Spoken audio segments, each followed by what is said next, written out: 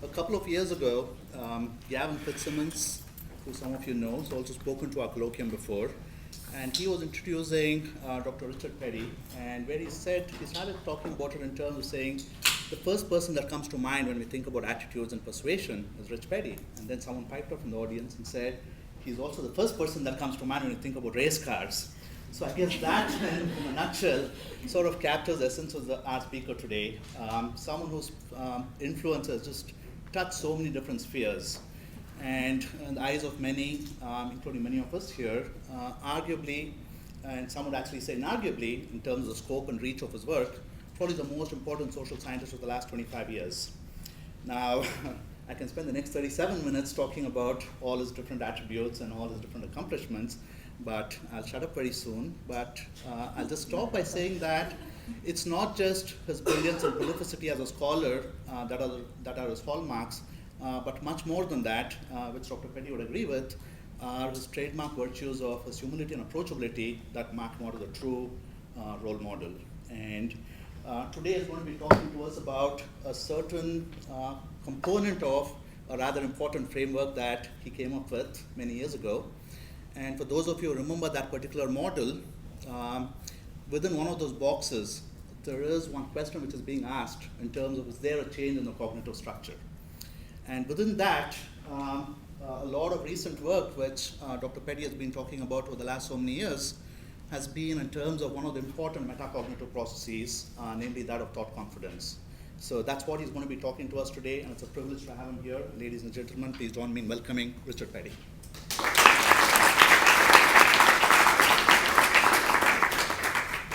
Thank you so much, Sri, for that very nice introduction. As he mentioned, I'm going to talk about some work we've been doing recently on self-validation processes.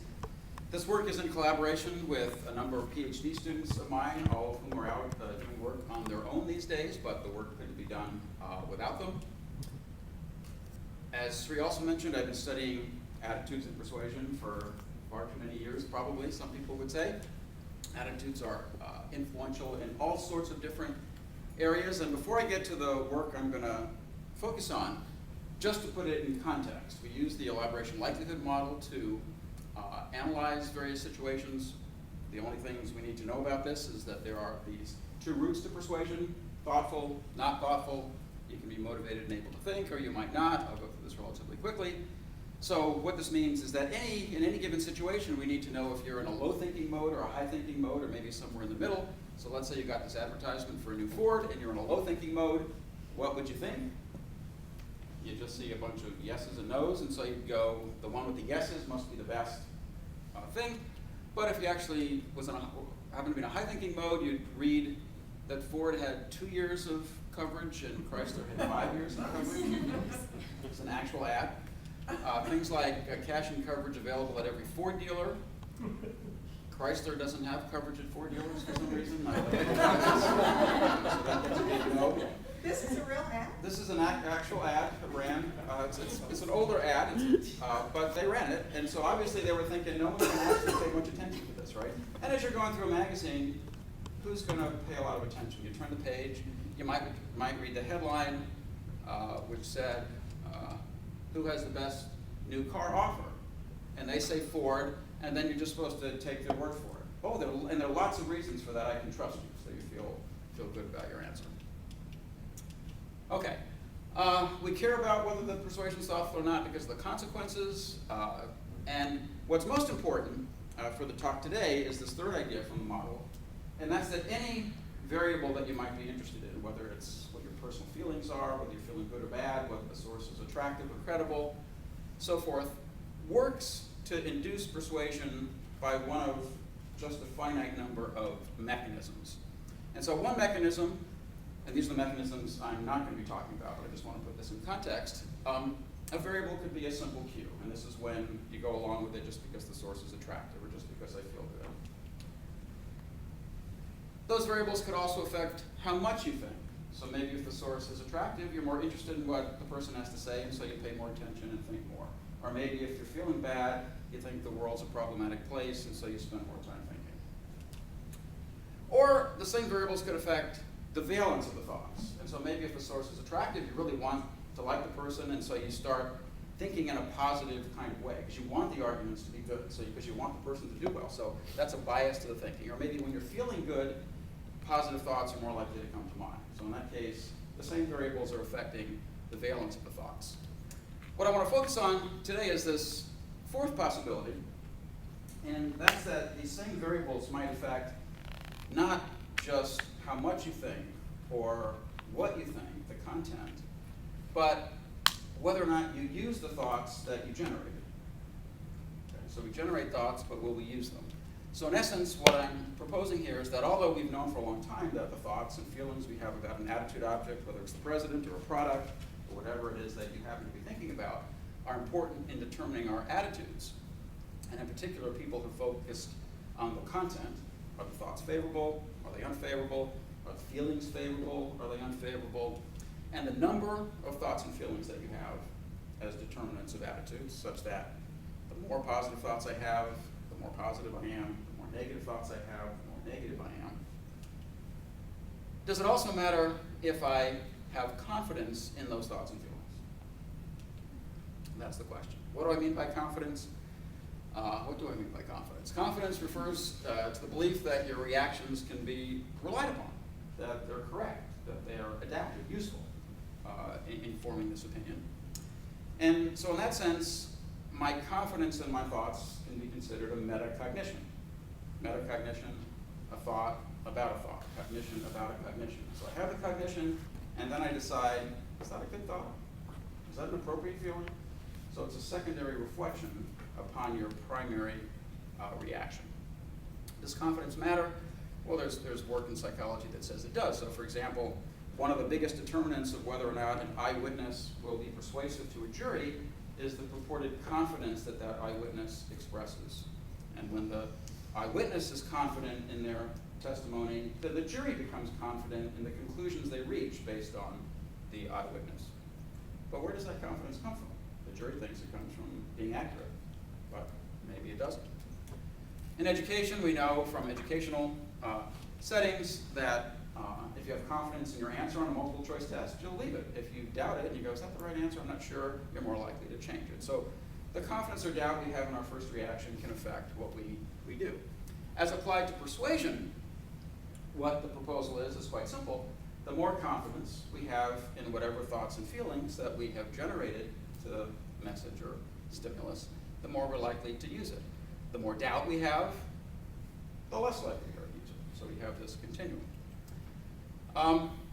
Okay, number and valence, we've said all that. I'm just going to skip over that in the interest of time. So the first question is, do people actually do this? I'm proposing that not only do people have thoughts, but then they think about their thoughts.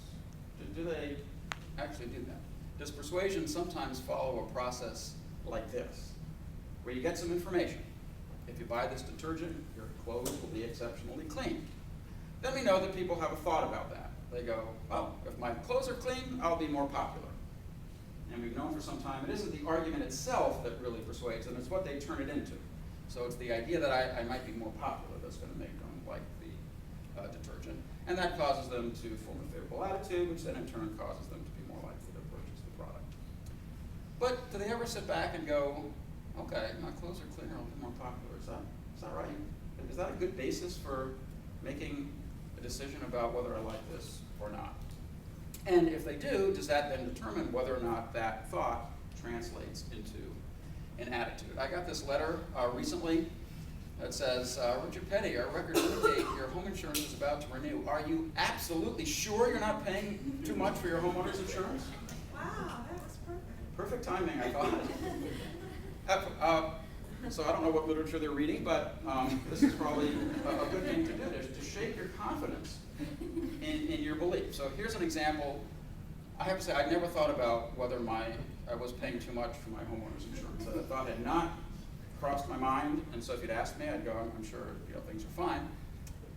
But this letter caused me to wonder, right? Am I paying too much for my house insurance? And so you sort of, so certainly I can get you to doubt your thoughts. I can do something and question you, right? So if I argue with you, you might start to have doubts. What I'm proposing, though, is that people might do this on their own without being prompted, that they'll naturally check a thought for its validity. So that's what we want to examine. And so what's our hypothesis? Well, whether or not being confident or doubtful is good for persuasion, if you wanted to think of confidence or doubt as a persuasion technique, and you wanted to know, should I make you really confident or should I make you really doubtful? Either one could be better depending on what you're thinking. Right? So it isn't just, it's always better to be confident to persuade you, or it's always better not to be confident. And so previously people might have said, oh, if you make the audience really confident, you'll never persuade them, because confident people just can't change. Right? That would be the advice you might have found in the literature. But this proposal says, well, actually, if you're thinking really positive stuff, and then I can get you to feel really confident, you're more likely to go along with those positive reactions, and then you'll actually be easier to change by making you confident. On the other hand, if you're thinking really negative stuff about what I'm saying, you're counter-arguing it, then making you confident is not a good thing. That's when making you confident after you've had these thoughts would not be good, because you're going to rely on these negative cognitions, use them, and go against it. Or stated in the opposite way, if you're thinking a lot of negative thoughts, what I want to do is instill a lot of doubt in you. Right? If you're thinking a lot of positive thoughts, then confidence. Okay, so in terms of an analysis, we're predicting an interaction of the confidence you have in your thoughts and the valence of the message. So in one of the first studies that we did, we wanted to see whether or not just simply assessing the confidence people have in their thoughts provides any meaningful variance in predicting the attitudes that they form. Right? Or maybe it could turn out that people tell you how confident they are in something, but it doesn't really matter, in which case natural levels of confidence don't make a difference. The enterprise might have stopped at that point. So in this first study, we just simply had people write favorable or unfavorable thoughts about some issue. The issue was exams that they might have to take before they graduated. The reason we tell them to generate positive or negative thoughts is because, again, our hypothesis is going to be different depending on whether the thoughts are mostly favorable or unfavorable. So we wanted to control what they did. They then list their thoughts, and then they just simply report their attitudes, and then we measure the confidence. So in this case, we're just trying to see if natural levels of confidence matter. And this is what the results look like. So it turned out for those people who were told to generate positive thoughts, the more confidence they had in those thoughts, the more they agreed with the proposal. Remember, they all wrote the same number of positive thoughts. And we also assessed the quality and content of those thoughts. So a naive judge thought the positive thoughts written by the confident people were just as good as the thoughts written by the doubtful people. So it's not that they wrote different stuff, at least as determined by naive judges. But look what happens when they wrote negative thoughts. Just the opposite happens. Or looked at differently, you can see the people who are the most confident over on the far right end are more likely to use their thoughts. Okay. So some people used their thoughts, were confident in them. Some people did not. Who are these people who were confident in their thoughts? And why were they confident in their thoughts? You could ask Sri. Sri, why were they confident? Why did you put me on the spot now? Well, I just thought you were a confident young man. Young? Take the compliment and go. Well, I mean, that's what I was thinking. Is this a trait or a situational variable? That's what we wonder too. Is this a trait or a situational variable? Now, most social psychologists would say, well, it has to be both, right? So that's going to be the answer. But the first thing is it a trait as well? Are other people who are just confident? So if you look at the popular press, did any of you see this article in Time magazine last year about the dogmatic doubter? Do you know who that is? A person who's just consumed with, made the cover of Time magazine as being famous for just doubting everything, not sure whether whatever they said or did was right. That's Mother Teresa. Mother Teresa. And I guess what made this interesting was that she especially doubted her religious beliefs and whether or not she should be helping people as much as she does, and is God really the God that she knows, and so just consumed with doubt. So at least she's described that way. Other people in the popular press are described differently. You know who this book is about? President Bush. And this book is about how he's just dead certain of everything. Well, just the opposite of Mother Teresa, probably in a number of ways, but one of them is there's certainty dimension on which you could place people. More recently, we have a candidate for vice president when she was asked the exact question that you'd want to ask. When you were asked to be vice president, did you have any doubts at all about whether or not you could, even a moment of doubt about whether or not you were up to the job? And her answer was no, not even 1 second of doubt that I could do the job. Now, of course, I'm sure there's some posturing in that. What else can you say? I doubted it for months and I agonized. But most people would have said, well, I had a little concern at first, but as I thought about it, I wrote. Anyway, no doubt in her mind about whether. So that's just anecdotal, right? So some people say they're very confident in everything. Some people say they're very doubtful. And our first study used a very particular issue.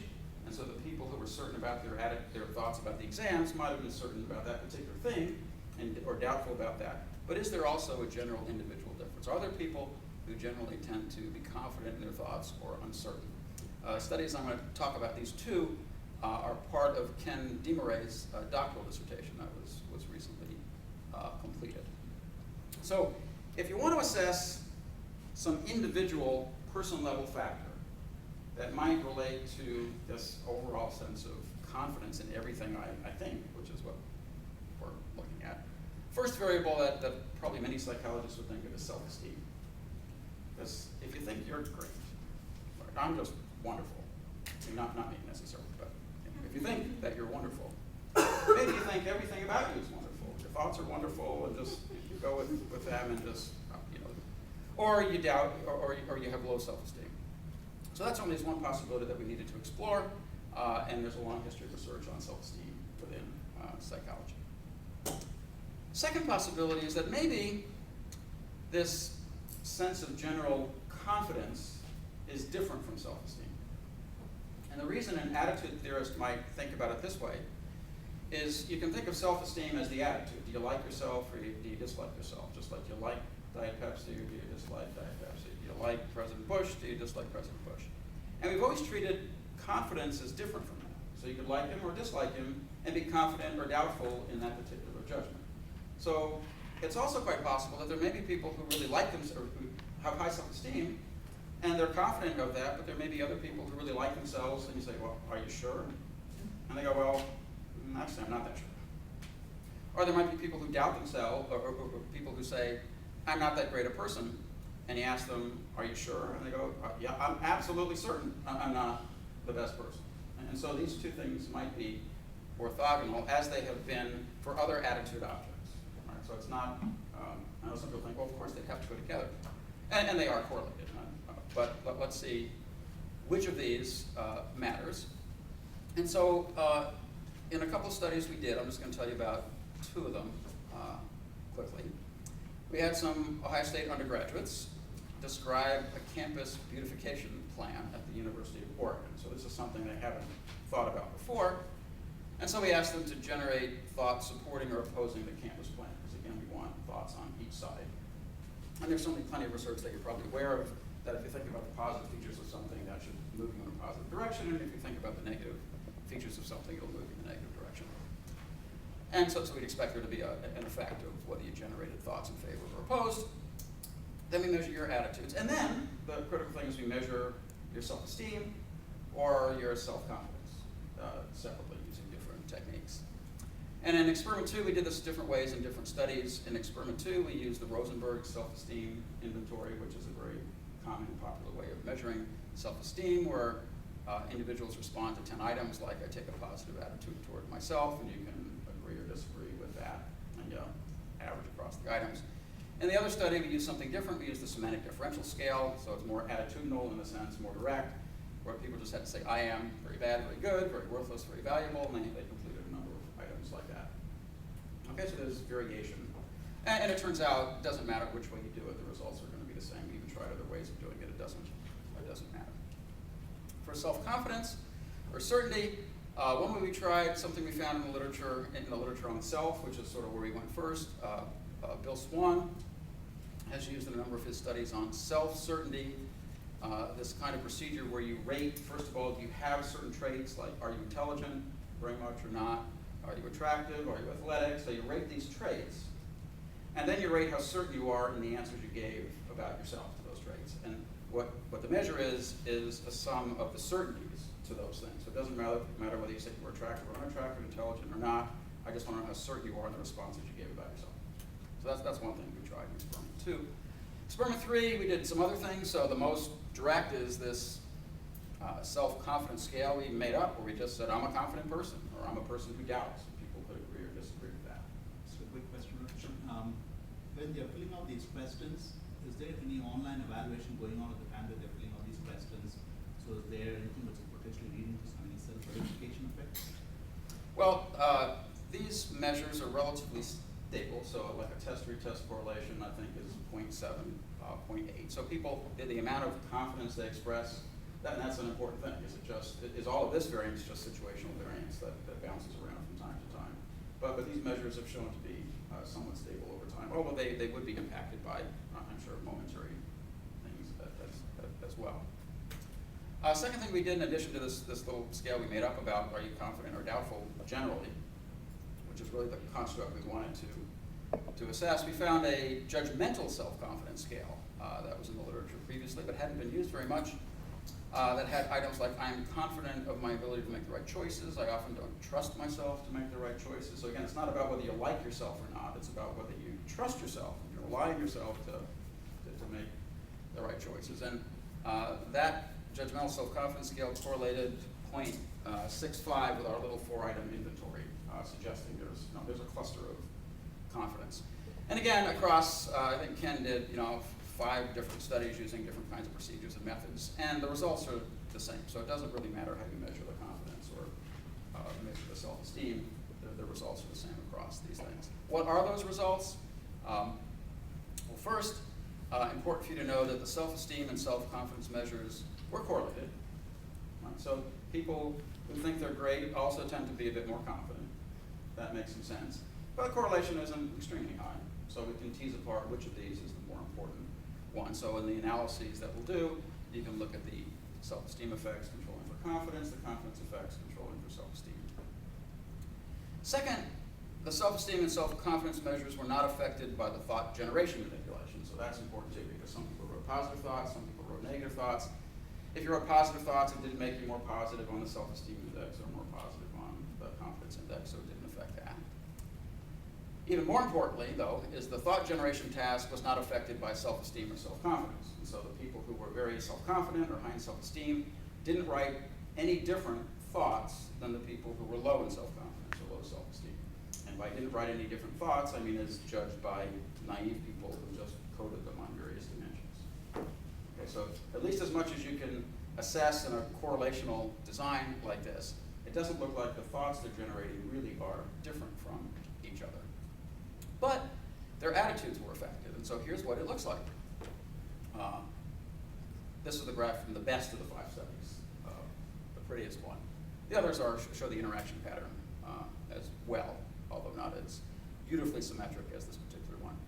And what you can see is that when people were high in self-confidence, they became either more or less favorable, depending on what they wrote. So the most confident people were the most malleable in terms of pushing them around, the most confident people, not the most doubtful people. And again, one might have thought it's the most doubtful people who should be easy to push around, because that's what we think, stereotypically. But you have to keep in mind that these individuals were pushed around by what? Their own thoughts. So they weren't pushed around by a message that somebody gave to them. They were pushed around by what they were thinking. So in terms of persuading people that if you want to change somebody who's high in self-confidence, just get them to generate the reasons themselves. They'll be really confident in whatever they come up with, and they'll change. Okay, so great.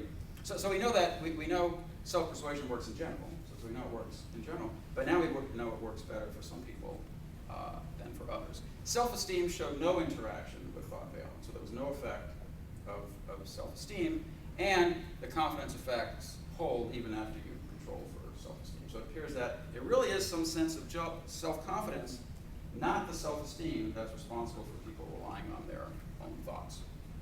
Okay, so whether we So there are people, it seems, whether those really are two examples or whether they're just posturing, we don't know, but it does seem like there is an individual difference. And those with the highest self-confidence were most susceptible from their own thoughts.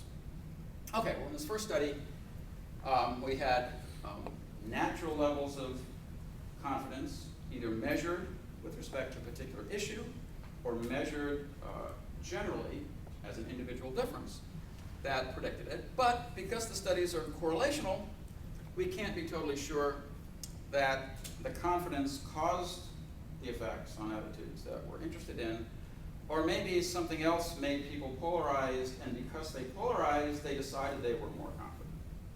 Right, so problem you always have in a correlational design. Consistent with what we're arguing, but could be the direction is reversed. Given the stability of these measures over time, seems unlikely, but they're not perfectly reliable, so it's possible. So what we need to do is manipulate confidence as opposed to just simply measuring it to see if this really makes a difference. Second thing, people were instructed in these studies to generate positive or negative thoughts. And so maybe if I tell you to generate positive thoughts, that's the only time you sort of check to see if I did a good job. Because you did a task and you want to know if you performed it well. And so I tell you, generate 3 thoughts on this, and you go, here are 3, are these good? Should I actually write it down? And so maybe confidence is salient when you're under instructions. But according to what we want to argue more generally is no, it doesn't require that. You do this naturally. You check whether your thoughts are meaningful on your own. I don't have to do it. So even if you just naturally generated 3 thoughts, I didn't tell you to do it, it should work. Second, okay, that is the second one. So how do I get you to generate thoughts that are positive or negative without telling you to do it? Well, we know how to do that from a lot of other work we've done in Persuasion. We know that if we give you very strong arguments for something like vote for this candidate because it will improve the quality of education, buy the soap because it gets your clothes clean, and so forth, you'll think those are good, you'll generate a positive reaction to it. But if we say vote for the candidate because his children are very polite, buy the soap because it comes in a more attractive box, those are positive things. It's nice to have polite children, and attractive boxes are better than ugly boxes and so forth. But if you were thinking about those carefully, you'd say, oh, I'm not going to vote for this candidate because, well, maybe some people might think that's wrong. But buy the soap because it comes in a more attractive box. So go out. That's not the basis on which I should buy soap. So it is that you hear this. I don't have to tell you to generate negative thoughts. I just know you're going to do it spontaneously. So it provides a better test of whether or not you'll check to see if what you generate on your own is good or bad. So in this study, we tried to manipulate confidence in a very straightforward way. We had people get strong or weak messages. They wrote the thoughts. And then, here's the critical part, we asked them to think about past situations in which they were confident or doubtful.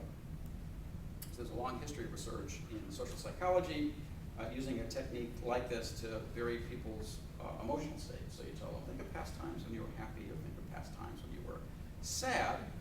And then we know that under certain conditions, with the right amount of time, you might misattribute those positive or negative feelings to something else. And so our hope here was that even though they're feeling confident or doubtful because they just wrote about personal experiences, when they come time to rate their attitudes in the issue, but they're feeling confident and they start to think about what's my opinion and they go and reflect on the thoughts they had about this issue, they're going to feel more confident in those thoughts. So this sense of confidence or doubt would be misattributed to what's in their head at the current time. That's the assumption. And so in the confident cases, they wrote things like, in math class, I solved a difficult problem, I shared with my friends, I feel confident, I worked at a movie theater and got promoted, and getting that guy that everyone wants, but only I can have. Doubt experiences were things just like, I haven't really studied, and I tend to make up something when I fell asleep in class and woke up, and the teacher was talking about something, and I had no idea. I was at a party checking out a guy, I had my doubts because I thought he might be gay. When I was in a fight, and I was bleeding, and I wouldn't stop. So undergraduates feel confident or doubtful. They wrote lots of really fascinating things that made them feel confident or doubtful. If you read them, you could imagine that they're sort of feeling like, well, I'm a pretty confident person right now, or like, oh, this bad stuff seems to happen to me all the time, and so they're feeling pretty doubtful. That's the intent. They're sort of feeling one way or the other, but then they're going to have to shift and tell us what they think about these exams. They'll have to think about, well, what do I think about this? And they'll either go with their thoughts or not. So first, the manipulation of thought confidence didn't affect what they wrote. People who were in the strong arguments condition wrote about 70% favorable thoughts. Those who were in the weak arguments condition had only 40% favorable thoughts, so they were 60% unfavorable. So of course it's not perfect. Not all the thoughts are the way you want them to be, but the preponderance are, so that should be sufficient to produce the effect. Confidence did not affect this, of course, because the confidence manipulation came after they wrote these thoughts, so it couldn't affect it, full stop. But look what happens. That those who now were manipulated to feel high in confidence, as opposed to just simply measuring it at the thought level or as an individual difference, show the same polarization effect. So that confidence was good when they generated positive thoughts to the strong arguments. Confidence was bad when they generated negative thoughts to the weak arguments. I actually have a question about Yes, the slide. please. Could you move back one? Now, was the difference between the weak argument and the strong arguments in the low confidence group, was that significantly No, different? no difference between the weak and the strong arguments. It's a little hint of a reversal, and we'll talk about that later. That sometimes the hint of the reversal is a little bit stronger. In most of the studies, it's not significant, but occasionally it actually is, and we'll talk about why that might be in a bit. Okay, well, we still don't have the perfect study, I suppose. Some would criticize this, and did, by saying the manipulation of confidence is very blatant. So you want to argue people sort of naturally think about confidence, but you said the word confident. They thought about situations where they were confident, so maybe they only do it when you make confidence that salient. That's why they were thinking about the confidence they had, and that's certainly not an unreasonable thing to say. So try a more natural thing where you don't ever say the word confidence. Does that make a difference? More subtle manipulation. And second, the issues we've used in the studies that I've mentioned so far are things about which people don't really have a strong opinion. These exams they never heard of before, or a product, or the most arcane one was the beautification plan at the University of Oregon. So okay, you can push them around, that's nice. But what about an attitude object people really care about and know something about? Well, what attitude object do people really know something about and care about more than anything else? And we said, well, yourself. We know about ourselves. We've hung around ourselves for anywhere from 18 to so many odd years. And ourselves are important to ourselves. Right? So it's an important issue about which we know a lot. Could you change opinions about yourself using this kind of procedure? So 2 goals for the next study is to use something that's more subtle than what we used before, and to use a stronger attitude object. So the self is the attitude object, and by the self, instead of attitudes toward chocolate cake or whatever, it's self-esteem. What do you think of yourself? Am I a good person? Am I not such a good person? Can you push that around with these confidence manipulations? So we're going to use the same self-persuasion paradigm that we used for the Oregon beautification project or the comprehensive exams. But this time you're going to write things about yourself. And the instructions are to get into your head 3 positive qualities that you have. So in the study, everyone's told to think of these 3 positive qualities. And we want to do that so everybody has in their heads what the 3 qualities are before we induce the confidence or doubt manipulation. So that will be constant. Or think about 3 negative traits that you possess. I think there were only 2 subjects who claimed they couldn't think of 3 negative things. But there were 3 people who couldn't think of 3 positive things that they possessed. And so it is sad. It is sad. You feel bad for them. I think one of them literally said, I can't think of 3 without being redundant. Modesty. Maybe. That's a good. So those people are gone. We have to eliminate them. So they didn't. Although I did do other research later where we had, didn't use the ease of retrieval thing. We say generate 10, where we know they couldn't generate 10, where it was difficult to generate 3. But in this case, everyone was told to generate 3 because it was supposed to be an easy thing to do. And it was for 90-some% of the subjects, not 98%.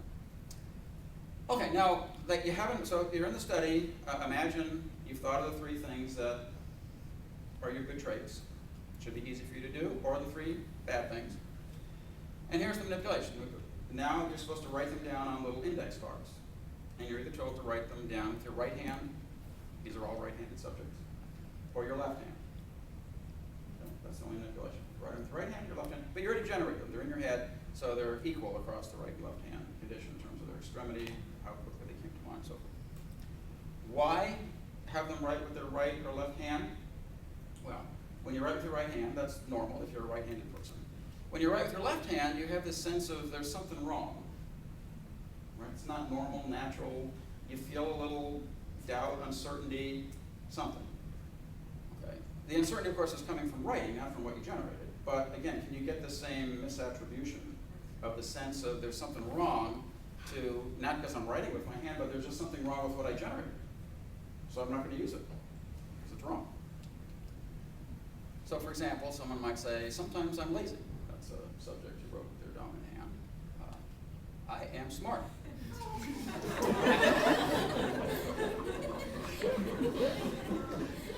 You really think so? I'm starting to doubt it. So, okay, well, the more interesting case is sometimes, what if someone wrote, sometimes I'm lazy with the left hand? And so here's where the predictions get more interesting, right? Because you could say, well, if it's just you look lazy because you wrote with your hand, it should make you even feel more lazy. But if it's I'm going to doubt what I wrote, then I should feel less lazy, even though what I wrote looks more lazy. Does that make sense? Okay, so in the smart case, the badness reinforces the direction of the effect. But when it's a negative thought, it goes opposite to that. And here's what the data look like. Just the same as before. When people wrote with their right hand, they were influenced, their self-esteem. So I don't think I mentioned the measure was the Rosenberg self-esteem inventory, which is a fairly stable inventory of self-esteem. But in this case, it was affected by this little momentary exercise of what they wrote in the direction that you would expect. Okay, where again, if you doubt what you wrote, you're not going to use it. Again, that little hint of the reversal in the case, but again, not significant. Okay, in this study, we measured the confidence they had in what they wrote, and you can show that that confidence mediated the effects. And I won't go to the details of that. I'll just say we did a mediational analysis. Okay, now that we have shown, hopefully, that confidence matters, it doesn't matter if it's about an important issue or an unimportant issue, it doesn't matter if it's measured or manipulated. The interesting thing that we wanted to tackle is whether or not this could help us explain various effects that either are already in the literature or generate new effects, new ways of persuading people with variables that they hadn't thought of before, now that we know that this confidence matters. So one of the first studies that we did relied on this paradigm that Gary Wells and I had used many years ago, where we asked people to nod their heads up and down while they were listening to a persuasive message about raising the tuition at their university, or moving their head from side to side.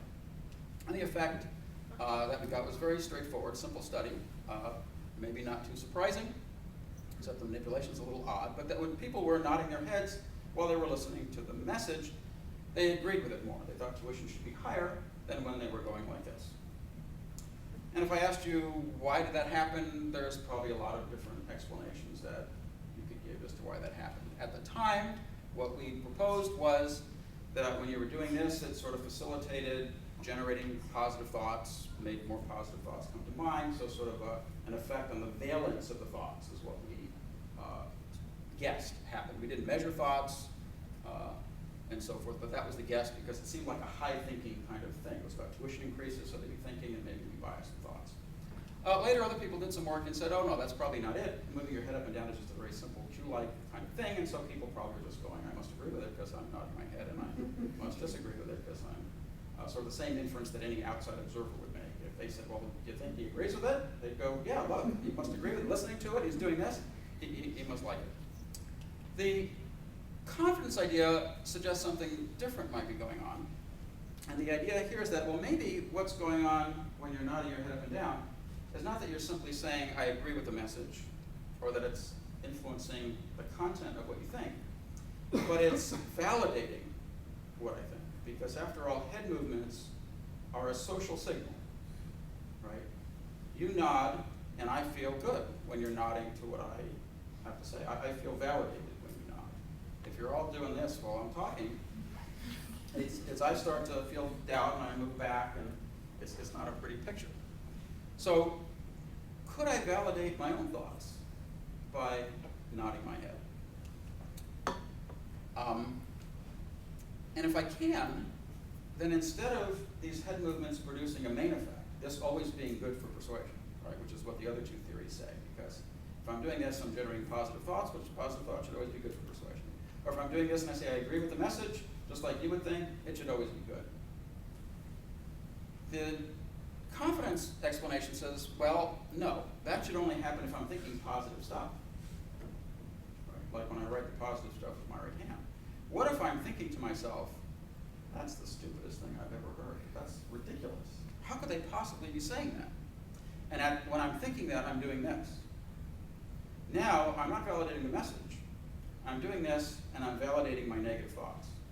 Right? I'm thinking, those negative thoughts are fantastic. The message is really stupid.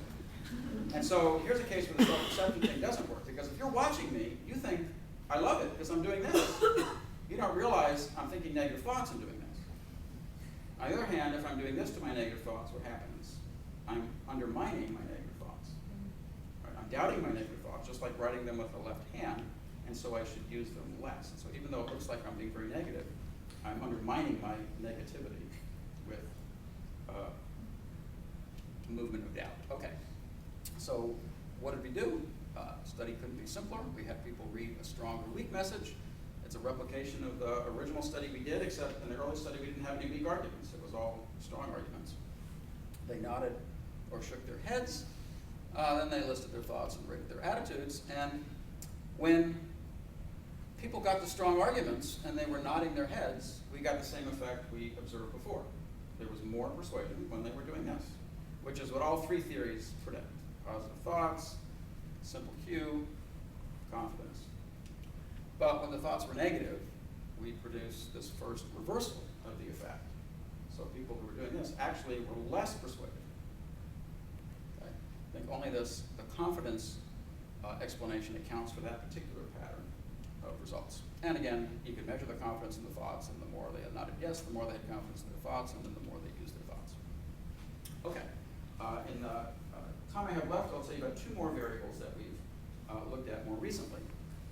Again, to try to see whether or not this analysis will help us understand some effects in the literature and add to it, again, showing different means of persuasion. So next variable I'll tell you about is the power of the recipient, and this, of course, is interesting from an interpersonal communication standpoint, because here's where you're dealing with someone who's more powerful than you, in which case I feel powerless, or maybe it's my subordinate trying to persuade me, and now I feel powerful relative to my subordinate. So, in any persuasion, or we could be equal power. So we could, in an interpersonal case, I could feel more power than you, less power than you, or equal. There isn't a whole lot of research in social psychology about power, but there is one classic study that goes back to Kelvin, 1958. All of you young people won't know this study probably, but it's a classic social psychology of persuasion. So what did they do in this study way back in 1958? All the participants were students at a black college. They all received a message that said that black colleges should still be segregated. Keep black colleges segregated. No way do we want integration, which of course was the dominant thing at the time, as you might imagine, in the 60s. The zeitgeist was toward integration, and so the speaker came and said, let's stand up against integration. And what they did in the study was vary whether the source was powerful or not. When the source was powerful, the source was introduced as the president of the foundation, who was providing scholarships to most of the students who were in the room listening to the message. That's powerful. Furthermore, the speaker was going to collect all the questionnaires and you had to put your name on it. So I think we should have segregated schools. Gives you my reasons. What do you all think? Let me know. Put your name down, circle, send it up to me. Of course, I control your scholarship money, and I have to decide who's getting scholarships next year, and so pretty strong power manipulation. And what Kellner wanted to do was to compare a powerful source to an attractive source. So an attractive source was somebody the students liked, president of the student organization who made the same deal, or an expert source, somebody who studied the issue for time and gave arguments that related to the study. So it's trying to compare power to these other sources, and in particular, the issue was, what happens for long-term persuasion? Right? And his hypothesis was that the powerful source would just induce compliance. You'd go along, you'd say, okay, let's, I'm powerless, but in this case, the recipients are powerless. They'd say, yeah, sure, let's keep segregated schools, as long as you're seeing my answers. But then next week, when you gave a private measure, there'd be no lasting effect, because they just complied. Whereas the expert source, of course, would produce change initially, but would also persist over time. So that's the reason he was interested in power does something different. It's temporary, it's compliance. So let's go back and see what he found. And so these are the actual data from the initial measurement, and this is the measurement where the source can see what you wrote. So in all cases, the powerful source can see, the attractive source, the expert source. Everybody's going to know what you did in terms of the source. And they're all good. The powerful source was the best, or when the recipients were feeling powerless, that they went along, which sort of fits what you would expect. Right? But also they went along when the source was attractive and credible. That no sources when they just got the message without any source, and then they didn't like it so much. Okay, so that's perfectly sensible. The powerful source was a little bit better. But what was supposed to be interesting about this is, okay, so the powerless people were the easiest to persuade. But okay, now here's the measure we'll put up when the source wasn't going to see what you wrote. This is the measure later. That's the private measure. No one's supposed to know what you did. And what happens is, look, the powerful source goes down from where it was. So what most people talk about in this study is, look at the big drop from the powerful source. And the attractive source, actually, this also gets a lot of attention, went from significant to not significant. The credible source stays sort of where it is, doesn't go down very much. But turns out, nobody pays much attention to this, but it turns out the powerful source was still persuasive. Not as much as initially, but the effect didn't go away. So there was some enduring effect of the powerful source, which suggests then that maybe powerful, that the sense of whether you're more powerful or powerless than the source can play a role in internalized persuasion, not just as a compliance strategy. Okay, so that's why I'm telling you about this study, to try to see maybe we can explain why that would be. Why would and the only explanation in the literature so far is that powerful sources induce compliance. When the power's gone, you go back to where you were. Are you sure your subjects thought the private screening or private answers were private and that the big guy wouldn't see them? You can't be completely sure of that. But the fact that the attractive source completely eliminates itself suggests that, because they really wanted the attractive source to like them, look like a good guy, and so if they thought that person might see it, they still might. But you can't be sure. You can't.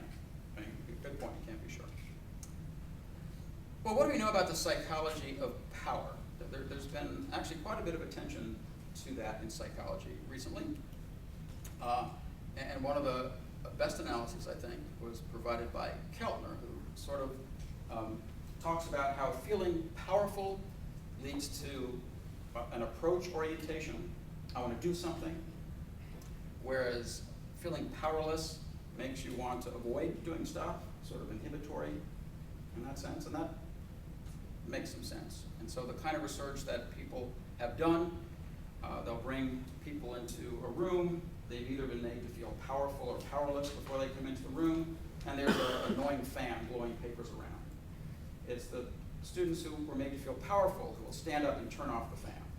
The ones who were made to feel powerless, even though they're not powerless, everybody has the power to turn off a fan. I mean, it's not a difficult thing to do.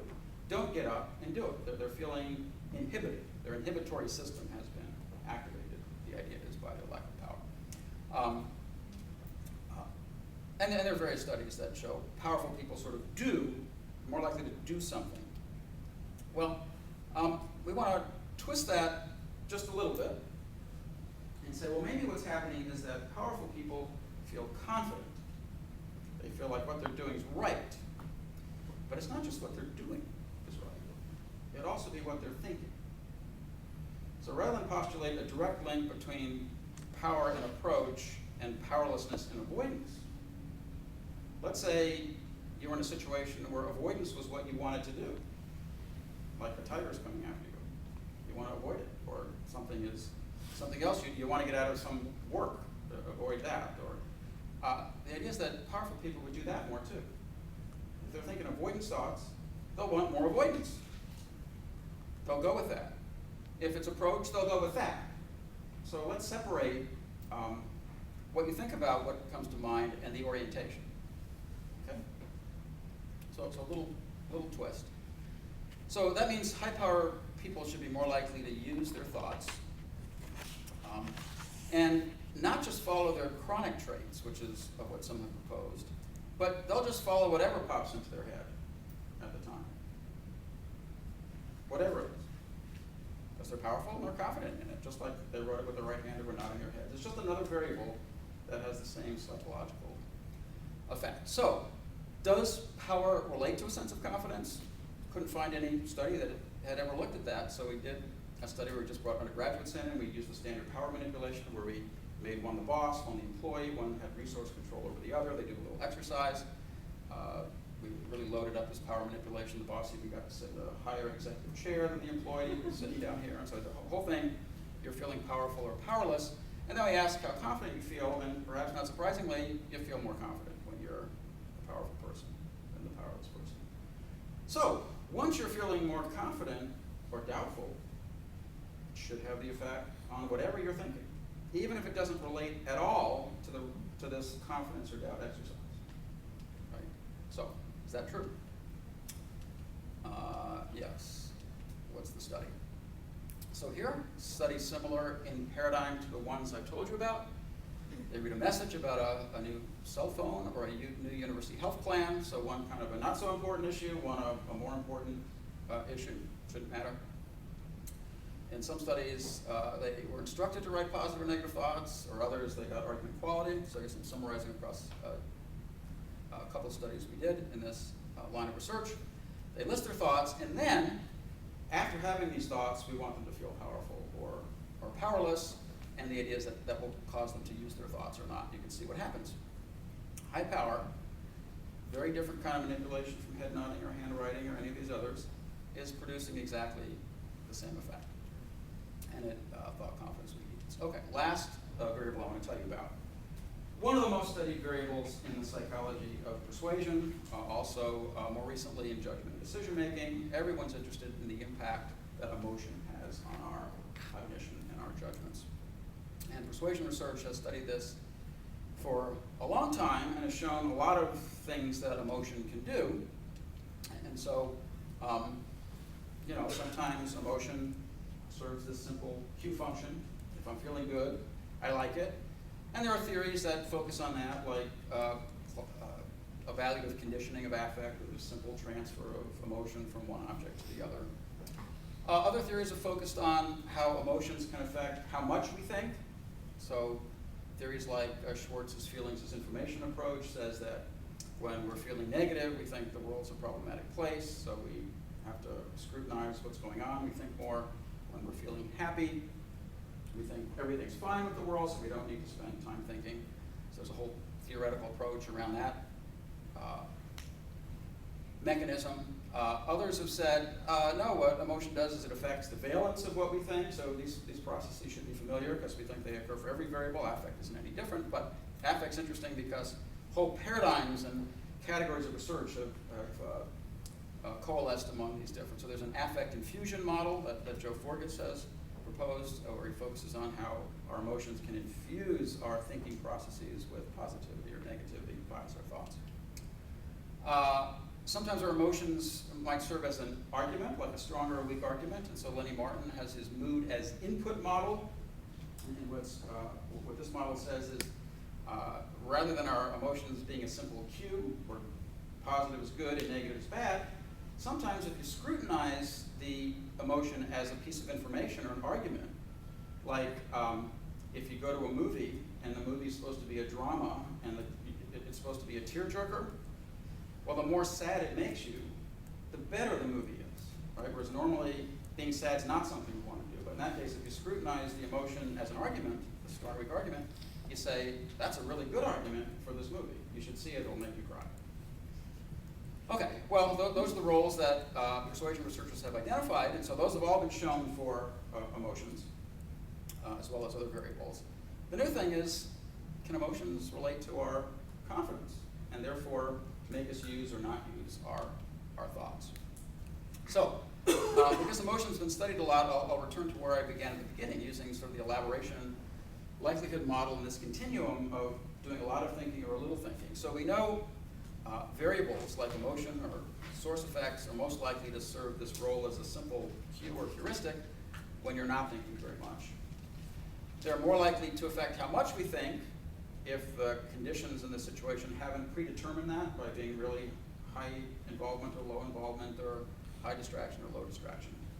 And then there are these high thinking mechanisms where we analyze the arguments, whether they're strong or weak. That's where emotion would serve as an argument potentially, where it could bias our thoughts. And this affecting confidence would be a high elaboration process, right? Because you have to have thoughts, and you have to be so interested in thinking that not only do you have the thoughts, but you think about the thoughts and whether they're good or not. So the emotion's going to serve in this role, not all the time, but we have to be on the high thinking end of the continuum.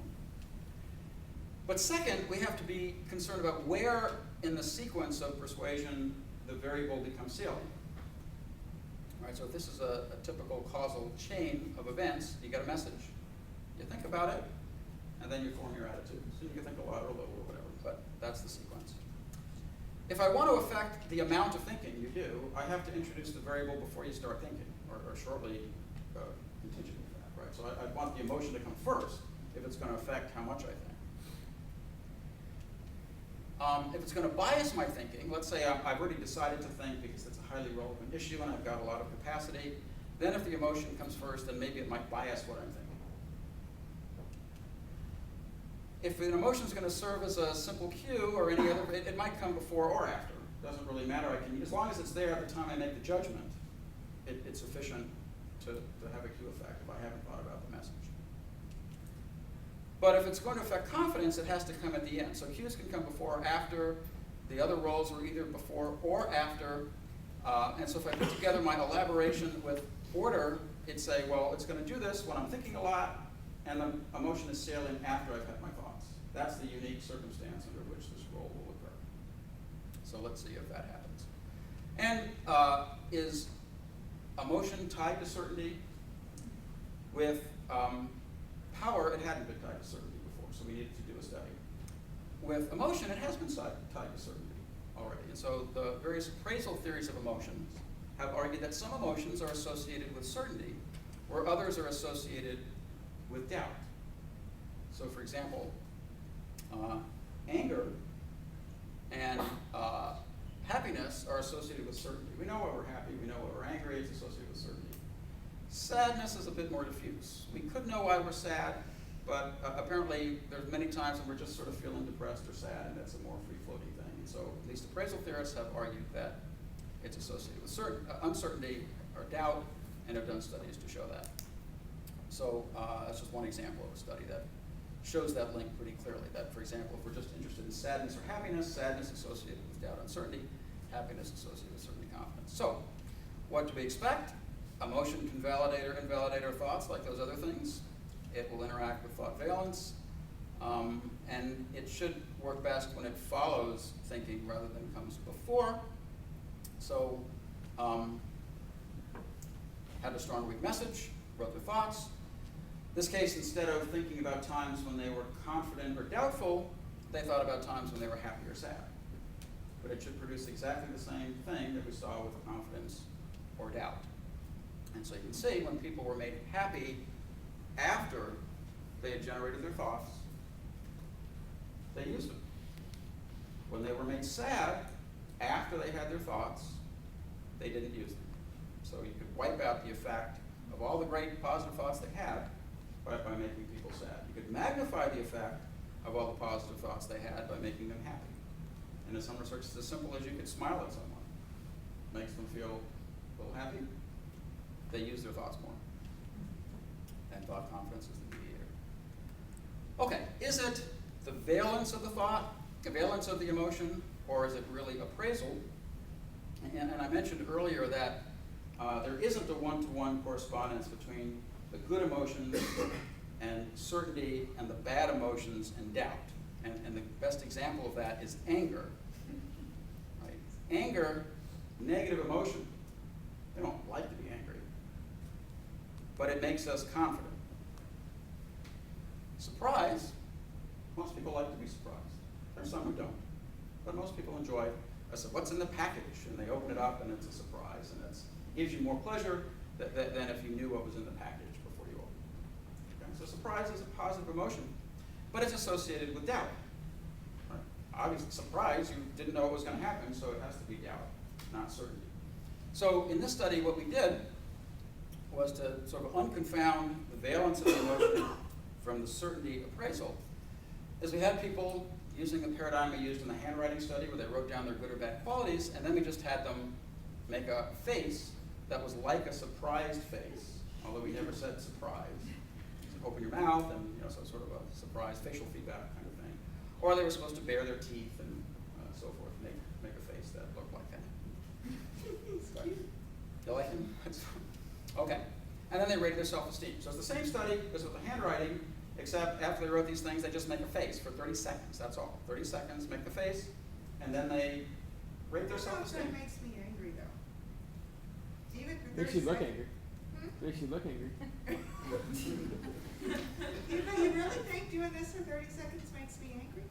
Well, on a manipulation check, the people do get a bit more angry. And so, the paradigm goes back to old studies Norbert Schwartz did where they, part of these studies where they put a pencil in people's mouth to make a smile, and then they find jokes more funny, but they don't realize they're smiling.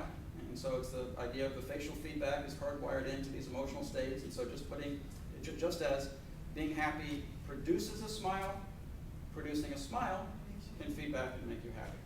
So some subjects guessed that it was an angry face. But most people just said they felt stupid.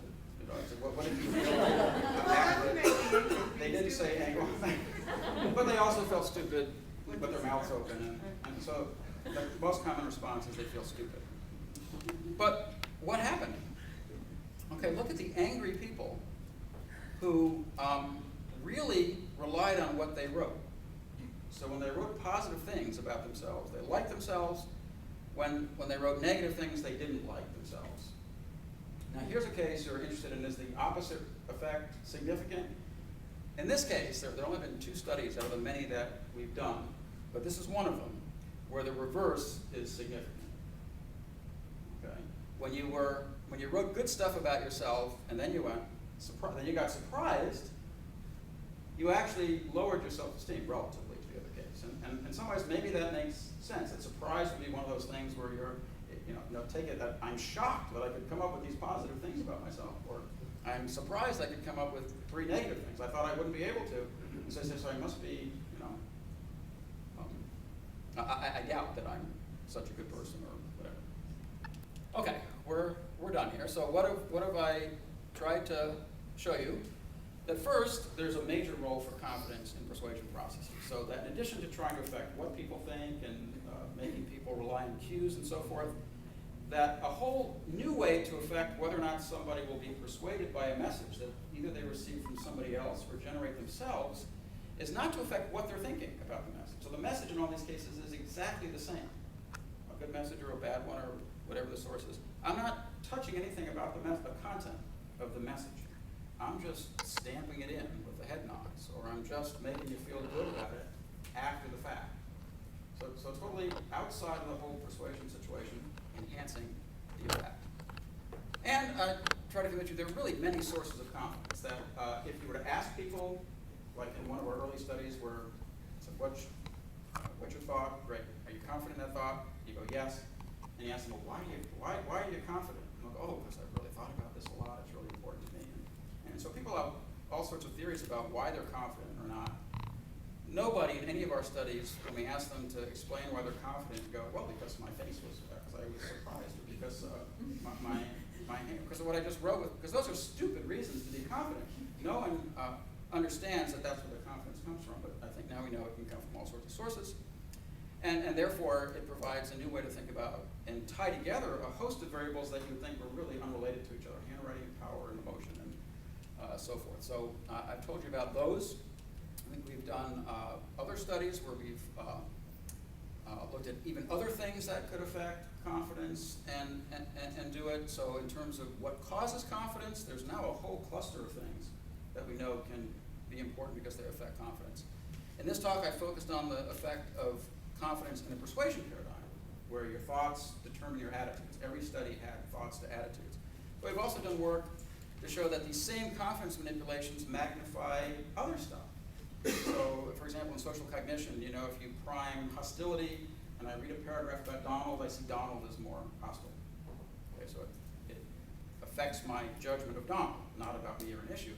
If you prime someone, whether it's superliminal or subliminal, and then you make them feel powerful, the priming effect is bigger. Or if they nod their heads, the priming effect is bigger. Or if you put them in a good mood, the priming effect is bigger. If you activate a goal, like achievement, people engage in achievement-oriented behavior. If you activate the goal, and then they nod their head, so then you make them feel powerful or whatever, the impact of the goal is stronger on behavior. So the effects aren't tied to the persuasion paradigm. It's just an example of the fact that this sense of confidence, either as an individual difference or as a situational variable, magnifies the impact of whatever is in our head on whatever the outcome would be. And I thank you.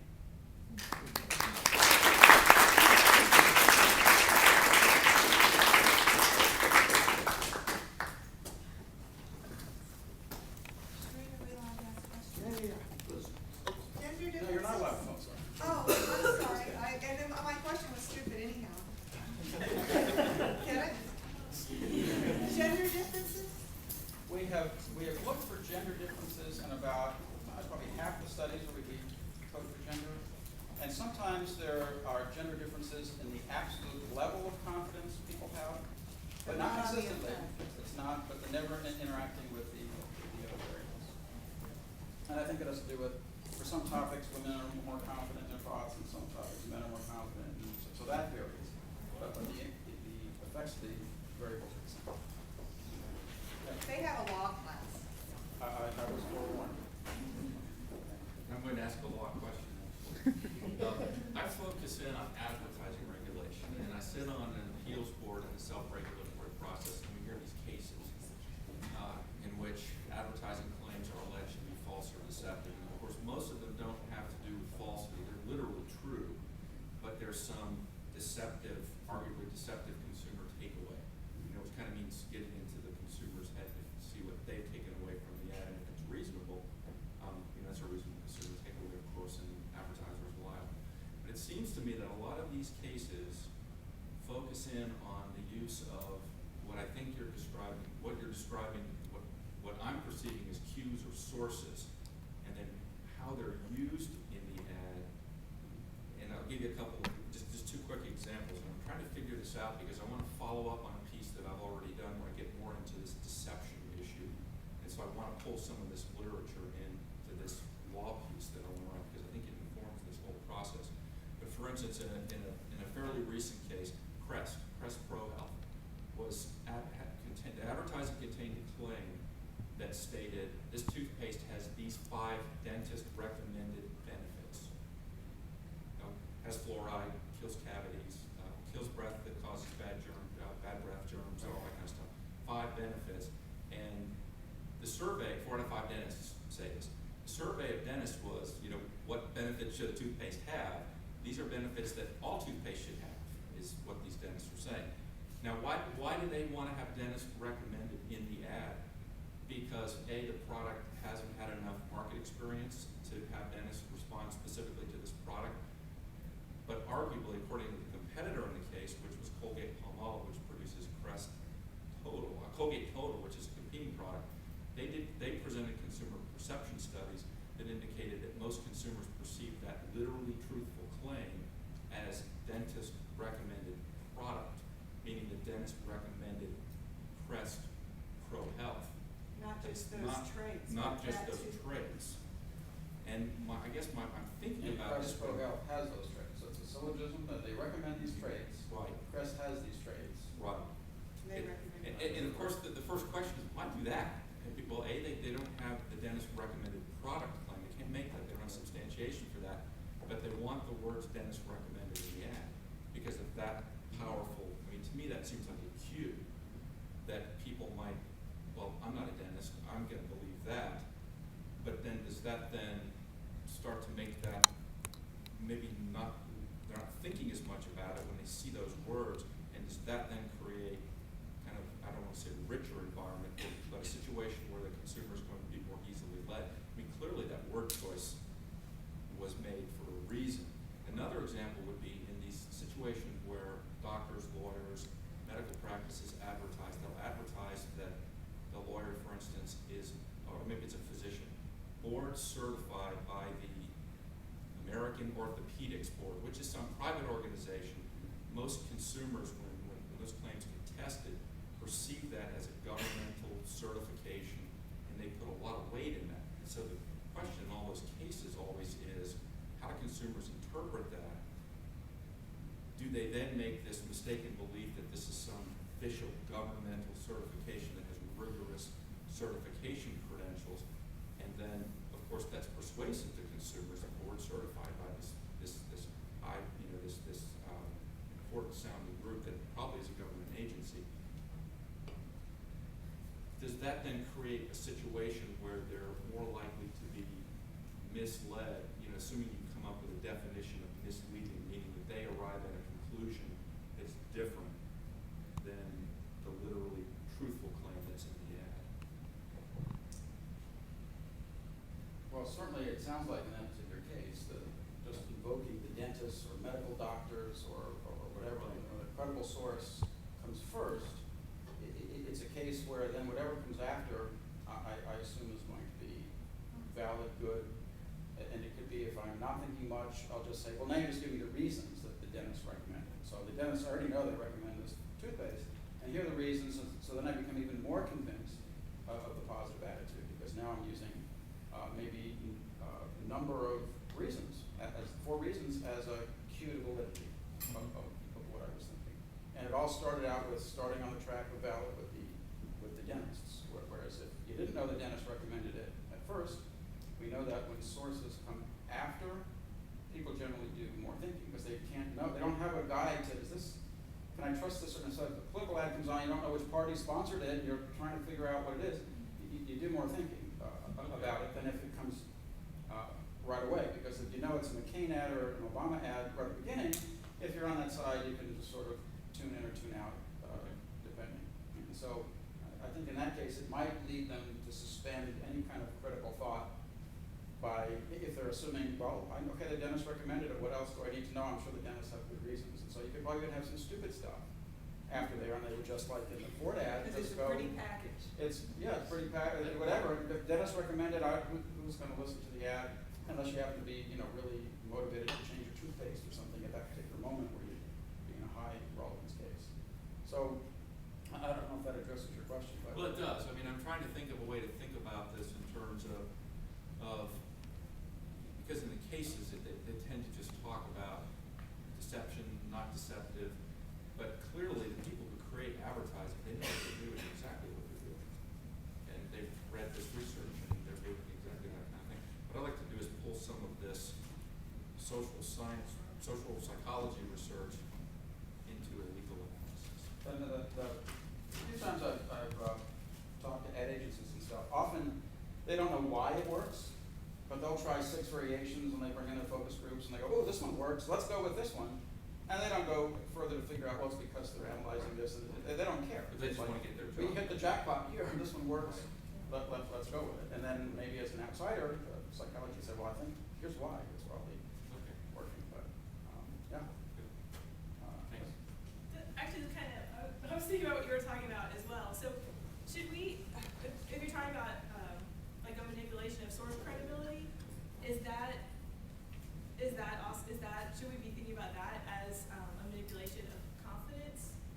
your thoughts are in line or not in line with the next person. Yeah, so our analysis of credibility, which is another, of course, big variable in communications, what it does is going to depend on the two things.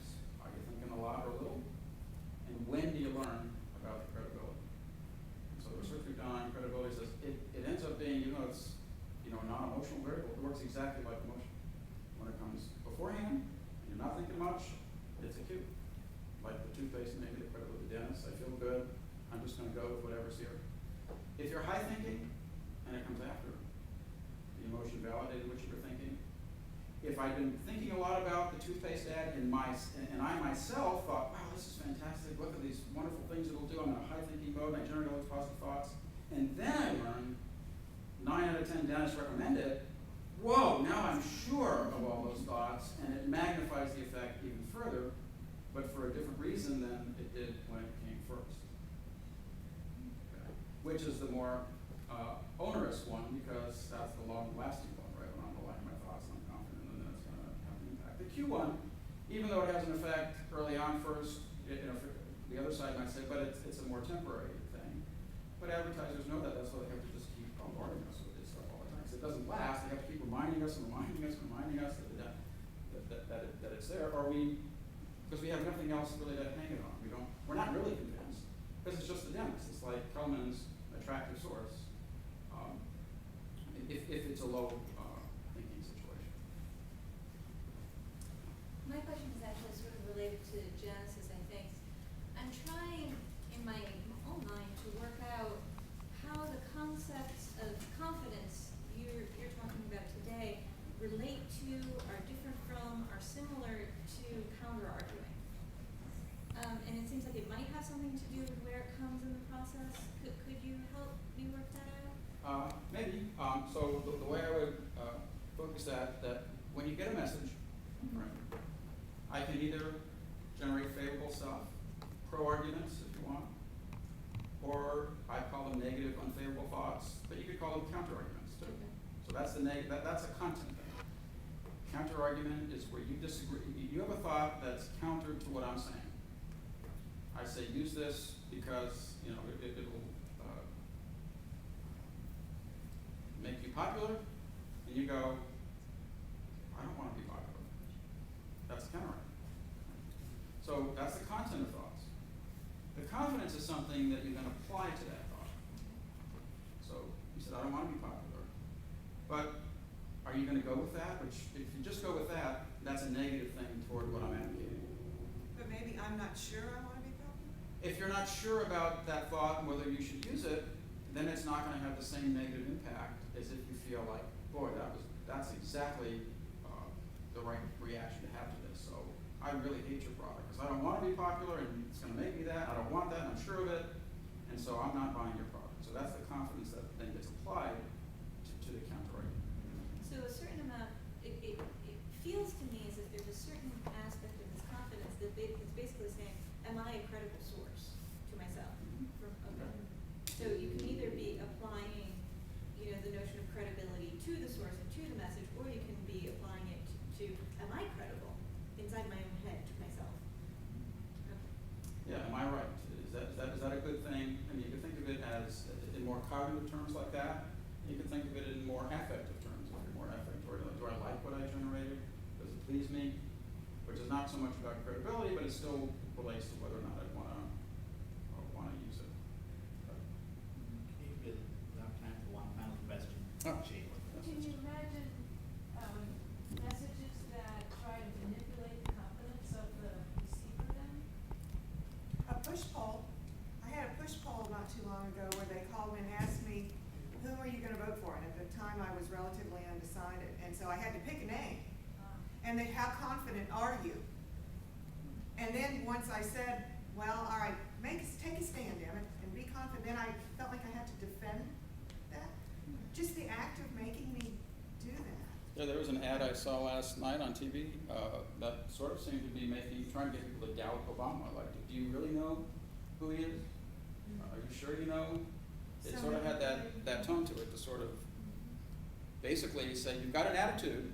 We know, you might, sort of for those people, you might think you like him, are you sure you know everything you need to know? Which was almost like, are you sure you have the right insurance or whatever? That's So I very- think it seemed more, you know, it wasn't so content oriented, it just seemed more about raising doubts or questions.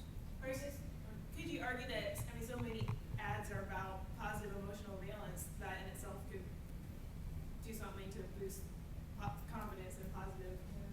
Yeah, so imagine, you know, you have an ad and some ads have a little humor in it, where do you put it? Do you put it right at the beginning to affect what you think, or get you interested, or do you, if it's the kind of ad people are really interested in, do you put it right at the end, and just stamp in what people were thinking? So it does raise issues about even humor and when and where did you use it? You know, I found out at the end of the poll, it was somebody who was, the side of the poll was against what I had said I was for. So I wonder what if I'd said the person they wanted me to vote for, because it ended up being very clear it was a push poll. Would they have then reinforced me and told me how good and smart I was? But are you sure? How sure? Are you sure? How much do you know? How much have you researched? No, it's about gender, you idiot. It's only about gender. It's not about facts. I hung up. But it was interesting because I felt stupid. They made me feel stupid. Because you weren't sure.